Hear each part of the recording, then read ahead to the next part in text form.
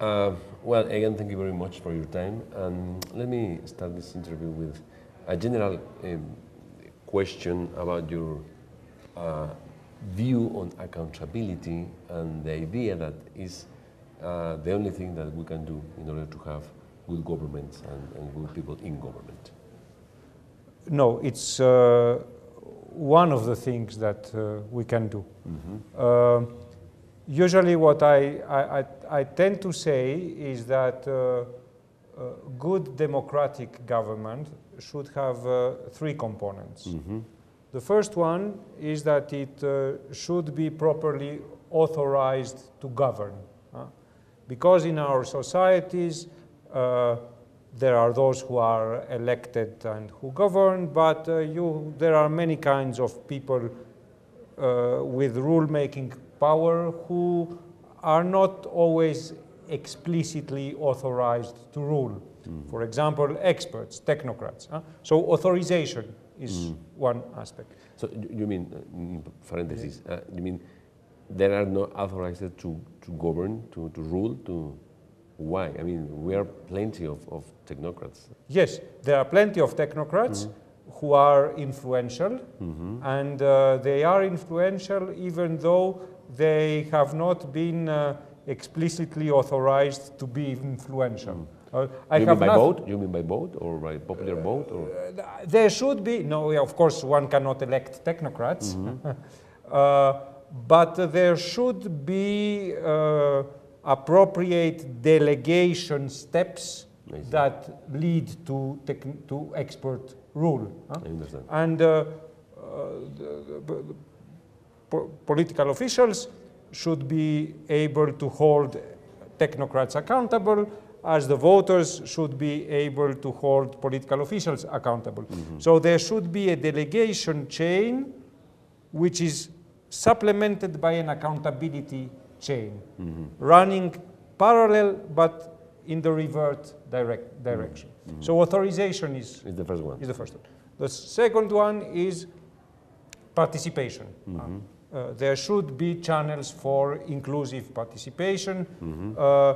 Participation means many different things. It means many different levels of participation. Many different levels. And then, well, obviously, formal participation rights may not suffice for effective participation, because you may be allowed to be part of a decision-making body, but you are not influential, or you don't have the necessary skills to deliberate and to be influential. So effective participation is the second step. When you are thinking about participation, are you talking about even civil society, or? Yes, I'm talking also about civil society. Not just government level. No. But what I would like to say about civil society, I don't idealize civil society participation. I don't think it's good or valuable simply because it is civil society participation. One has to scrutinize the credentials of the civil society movements. This is what I call the self-proclaimed representatives. You have people who are advocates of causes.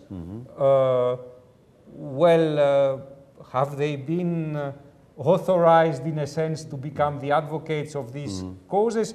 In a sense, they are self-proclaimed representatives, and this I find can be problematic. So civil society organizations may be more or less representative, and that's why participation should be coupled with representation. All right, participation is the second one. Yes. And the third? And the third is accountability. If I can put it simply, authorization is ex ante, participation is concomitant to rulemaking, and accountability is ex post. All right, could you elaborate a little bit? Well, authorization is a precondition, a prerequisite for rulemaking capacity. Participation is being involved in the process, in the making of. And being accountable comes in the end for what you have done or you have failed to do. All right. So you said something about the sanctions. Yes. But let me ask a prior question. Do you believe that in the soul of our policymakers are the DNA of corruption? I think there is no DNA of corruption. I think that the situations with respect to corruption vary very much depending on the countries. It's about human mankind. I mean, no. I don't think it's about mankind. I think it's about cultural norms in a society. All around the world. Well, there are societies which are more permissive with respect to corruption, or maybe not more permissive or more tolerant, but simply more resignated. People think that, well, this is, as you seem to say, this is in the DNA of people who are in power, and it's something unavoidable. In other places, corruption is not possible, not just because people fear sanctions. Sanctions may be more effective, of course, but just because it doesn't come to their mind to be corrupt. I think I said this has to do with the inoculation of norms. I think that rule makers can be more or less public-spirited. They are not necessarily public-spirited, as they are not necessarily corrupt. But, of course, sanctions play into the incentive system. If I have positive, favorable predispositions towards corruption, but I fear sanctions, I may be reluctant to become corrupt. Okay, there is a friend of mine who said that in Argentina, they say we are absolutely fine in Argentina in terms of accountability and information and access to information, etc. And he said, well, we need just one more law.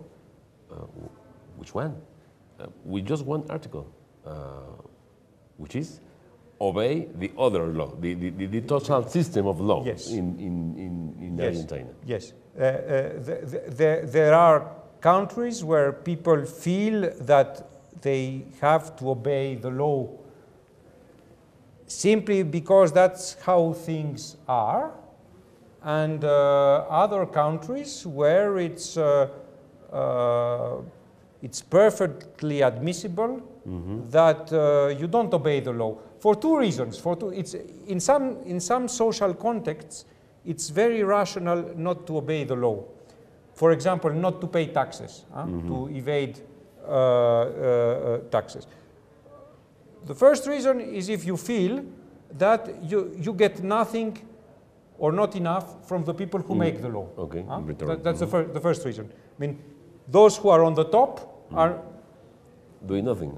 Are not doing what they should do. The second reason is that your neighbor doesn't do that. And if your neighbor doesn't obey the law and is not sanctioned, doesn't pay taxes and is not sanctioned, and nothing happens, it would be irrational if I behave differently. This is what social scientists call contingent compliance. People comply with the law, but contingently, depending on what rulers do and on what their fellow citizens do. I see. Finally, do you believe in to say, the perfect society in terms of accountability and the empire of law? No, I don't think there is any sort of perfect society. I think one should distinguish between accountability and the rule of law. You may have a very elaborate system of accountability, but as I said in my talk, it's not that the more accountability you have, the better the system. The better society. And the better the society. You may have, in a sense, too much accountability. Or, for example, if everybody fears sanctions from everybody, you have mutual distrust which is pervasive in society. Or you may have many concurrent accountability mechanisms that annihilate each other. So I don't believe in the maximization of accountability. I think that rule of law is very important. Of course, there are good laws and bad laws. The problem is that it's very difficult to agree in society. Exactly. Which one is what? Which one's one? But it may be sensible not to implement a law which obviously is not appropriate. All right. Well, Professor, thank you very much for your time. Thank you very much. Thank you.